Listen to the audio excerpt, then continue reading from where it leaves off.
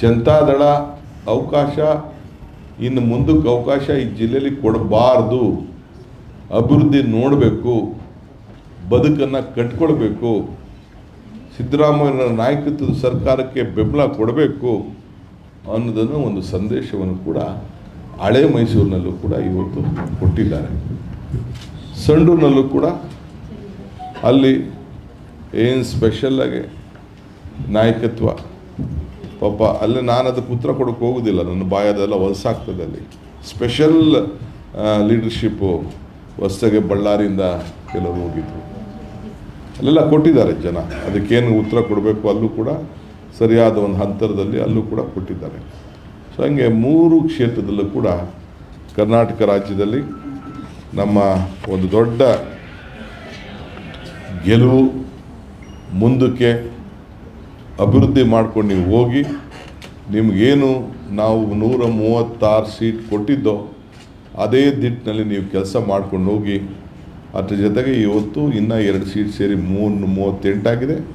ಇನ್ನು ಬೇರೆ ನಂಬರ್ಗಳಿದೆ, ನಾನು ಅದನ್ನು ನನ್ನ ಬಾಯಲ್ಲಿ ಅದನ್ನು ಯಾರು ಆಂತರಿಕವಾಗಿ ನಮಗೆ ಸಹಕಾರ ಕೊಡ್ತಾ ಇದ್ದಾರೆ ಅಂಥೇಳಿ ನಾನು ಅದನ್ನು ಮಾತಾಡೋಕ್ಕೆ ಹೋಗೋದಿಲ್ಲ. ಮೊದಲು ನಾನು ಈ ಸಂದರ್ಭದಲ್ಲಿ ಈ ಚುನಾವಣೆ ಗೆಲುವಿಗೆ ಒಂದು ಗ್ಯಾರಂಟಿ ಕಾರಣ, ಸಿದ್ದರಾಮಯ್ಯನವರ ನಾಯಕತ್ವ ಕಾರಣ. 3ನೇದು ನಮ್ಮ ರಾಜ್ಯದ ಕಾರ್ಯಕರ್ತರು ಮತ್ತು ನಮ್ಮ ಶಾಸಕರು.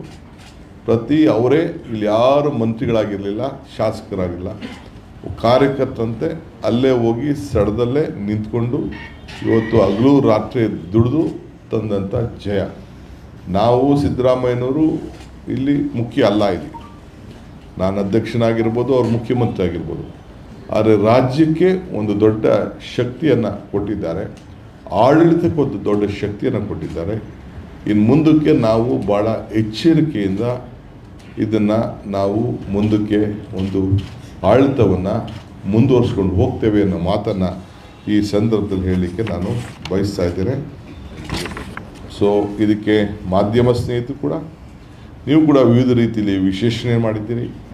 ಒಂದು ಅಂತ ಕೂಡ ಬರೆದಿದ್ದೀರಿ, ಮುಖಭಂಗ ಅಂತ ಬರೆದಿದ್ದೀರಿ, ಏನಂತ ತಮಗೆ ಇಳಿಸಿದ್ದ ತೋಚಿಕೆ ಮೇಲೆ ಹೇಳಿದ್ದೀರಿ. ಕೆಲವು ಮಾಧ್ಯಮ ಸ್ನೇಹಿತರುಗಳು ಏನೇನು ಹೇಳಿದ್ರು ಅಂತ ನಾನು, ಯಾಕೆಂದರೆ ಪಾಪ ಯಾರೋ ಒಬ್ಬರಿಬ್ಬರು ಮಾತಾಡಿದರು, ನಾನು ಟಿ ವಿಲಿ ಗಮನಿಸಿದ್ದೆ. ಅದನ್ನೆಲ್ಲ ನಾನು ನೆನಪು ಮಾಡಿಸ್ಕೊಳಕ್ಕೆ ಹೋಗೋದಿಲ್ಲ. ಸೊ ಉತ್ತರನೇ ಅದಕ್ಕೆ ಸಾಕ್ಷಿ, ನಂಬರ್ಗಳೇ ಸಾಕ್ಷಿ. ಇದಕ್ಕೆ ನಿಮಗೂ ಕೂಡ ಈ ಸಂದರ್ಭದಲ್ಲಿ ತಾವು ಕೂಡ ನಮ್ಮ ಅಭಿವೃದ್ಧಿಗೋಸ್ಕರ ತಾವು ಸಹಕಾರ ಕೊಡಬೇಕು ಅಂತೇಳಿ ತಮ್ಮಲ್ಲೂ ಕೂಡ ನಾನು ಮನವಿಯನ್ನು ನಾನು ಮಾಡ್ತೇನೆ.